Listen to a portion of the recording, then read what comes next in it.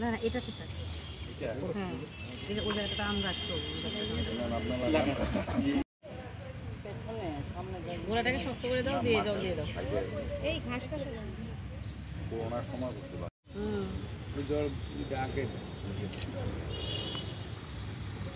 Madam madam madam আপনি একটু পিছনে আসুন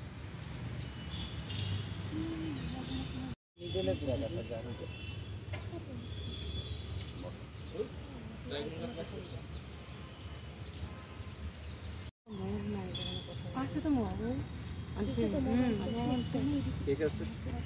আজকে বিশ্বকবি রবীন্দ্রনাথ ঠাকুরের 164তম জন্মদিবস উপলক্ষে আমরা জানি কিছুদিন আগে আমাদের আরেকটা প্রোগ্রাম গেছে, সেটা হলো ওয়ার্ল্ড আর্থ ডে।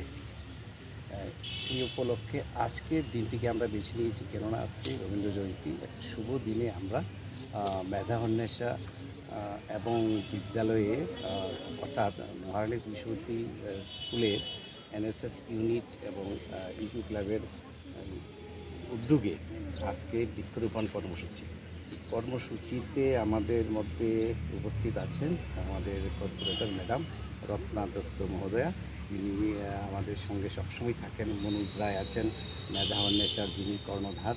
আমাদের বিদ্যালয়ের মাননীয় সহকারী প্রধান শিক্ষিকা মহোদয় আছেন, আমাদের ছাত্রীরাও আছেন সঙ্গে। এই বিশ্ব উষ্ণায়নের যেই প্রকোপ এখন চলছে সেটাকে অনেকটাই কম করার জন্য আমাদের বিদ্যালয়ে সারা বছরই সেই কর্মসূচি আমরা হাতে নিয়ে থাকি। বৃক্ষরোপণের মাধ্যমে সবাইকে, আগামী প্রজন্ম যারা আসছে তাদেরকে রক্ষা করার জন্য এবং বর্তমানে আমরা যারা আছি সবাইকে রক্ষা করার জন্য আমাদের এই যে বৃক্ষরোপণ কর্মসূচি, যাতে আমরা সেটার সুফল আমরা পেতে পারি। সেটা আমরা লক্ষ্য করেছি কিছুদিন আগে যে হিট ওয়েভের জন্য বিদ্যালয়গুলি ছুটি দেওয়া হয়েছিল, সেটা কিন্তু একটা বিশ্ব উষ্ণায়নের একটি এফেক্ট বলা চলে। তাই আমরা বিদ্যালয় স্তর থেকেই এই কর্মসূচি আমরা হাতে নিয়েছি। মহারানী তুলসীবতী স্কুল এমনি অনেকটাই সবুজায়ন করা হয়েছে, আমরা আগামী দিনও সেই কর্মসূচি থাকবে। এবং আমাদের যে সবসময় যিনি সহযোগিতা করেন মনোজ রায় মহোদয়, মেধা অন্বেষার পক্ষ থেকে বিদ্যালয়ের যে বৃক্ষরোপণ কর্মসূচি এবং গাছের চারা বিতরণ, উনি সবসময় আমাদের সঙ্গে থাকেন।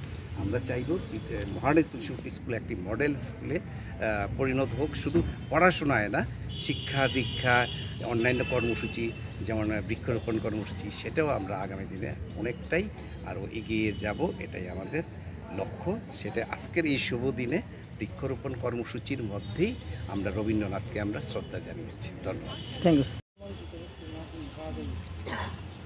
আরেকটি খেলা দিই